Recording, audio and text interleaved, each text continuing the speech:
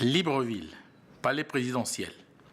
Le président de la République, chef de l'État, garant de la sécurité et de l'intégrité du territoire national, préside une réunion d'urgence sur la situation sécuritaire dans le parc national de Minkébé, situé au nord-est du pays.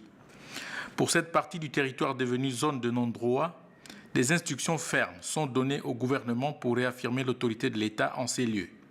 OIM, Makoko puis Minkébé figurent sur le parcours de cette mission de dernier exercice pédagogique conduite par Guy Bertrand Mapangou, ministre de l'Intérieur en charge de la sécurité et de l'immigration. À ses côtés, le professeur Lee White, secrétaire exécutif de l'Agence nationale des parcs nationaux, des officiers de l'armée et de la police nationale. Voici Minkébé, grand massif forestier situé à l'est de la province du Wellington, facile d'accès par Makoko. C'est l'un des 13 parcs nationaux du pays, à la frontière avec le Cameroun et le Congo-Brazzaville. Le membre du gouvernement, accompagné du secrétaire exécutif de l'ANPN, des techniciens des forces armées et de la police nationale, arrive sur le terrain. Donc il faut que nos populations prennent aussi conscience. C'est vrai qu'il y a les gens, ils font du business, mais ce business un jour peut arriver à ce que Makoko, Valim et Kambo soient une zone d'entrée de guerre. Il faut vous le dire clairement. Tout commence par là. Ça commence, les petits feux font les grands feux. Donc il n'y a pas que la protection de la nature que M. Lee White fait. Il faut prendre aussi comme un problème global de sécurité, comme un problème sanitaire. Tous ces gens qui arrivent du Cameroun, du Nigeria, on ne sait pas comment ils rentrent.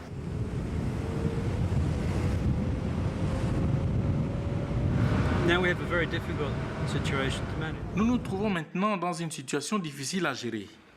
Des 3 braconniers arrêtés, 2 sont des pygmées et le 3e, un adolescent de 15 ans.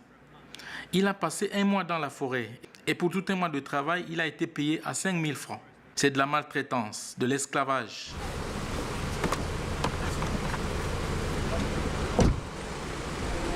À ce niveau, c'était des braconniers camerounais. Même les petits éléphants, donc eux, dès qu'ils voient un éléphant, ils tirent. C'est vraiment une réalité. Ils peuvent même peser déjà les ivoires depuis la forêt pour dire quelle est la quantité qu'on a. Et qui t'a pris là-bas, qui t'a envoyé là-bas? C'est le boss qui nous a envoyé. Le boss? C'est qui le boss? Apollinaire. Apollinaire. Et son nom c'est qui? Apollinaire.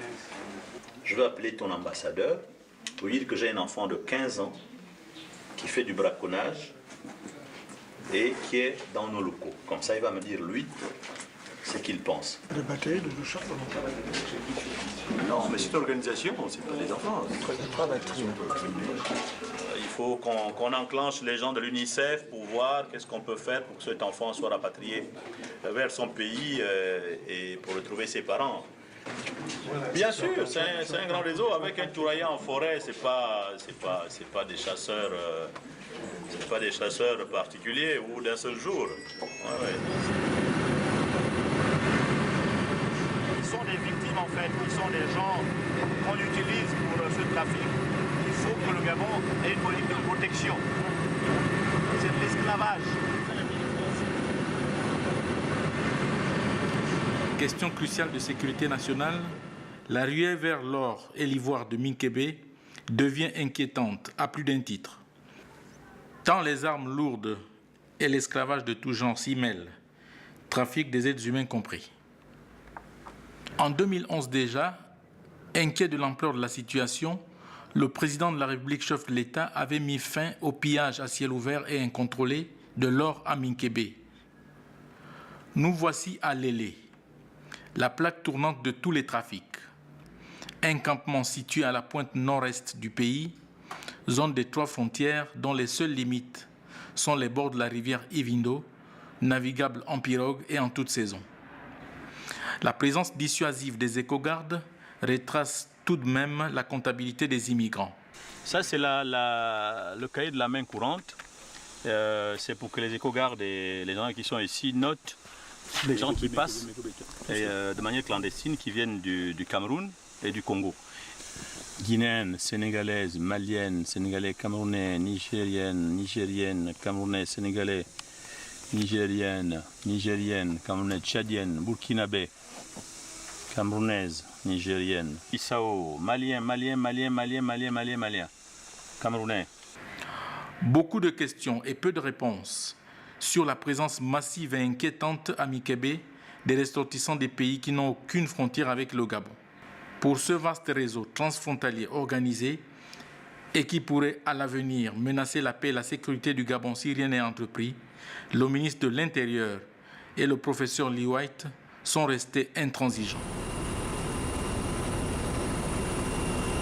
On prévoit déjà qu'il y aura des postes établis, les postes mixtes, où on va mettre les équipes immigration, DGDI, douane, gendarmes, pour qu'il y ait un vrai contrôle et pour qu'on plante le drapeau gabonais pour déclarer que c'est le territoire gabonais, c'est nous qui le gérons et c'est nous qui le développons.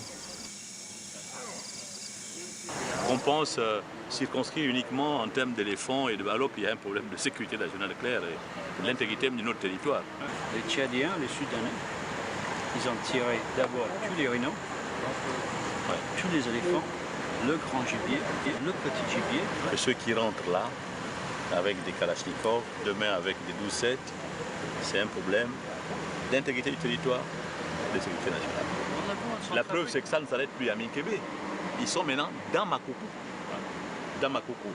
Ils sont en Vadi, ils sont à Mekambo. Force restera à la loi et dans les tout prochains jours, selon les instructions du président de la République, la situation dans cette zone devrait pouvoir changer. Quand on est fatigué, on prend la pause. Quand on est fatigué, on fait la pause. On fait la pause, il faut me changer le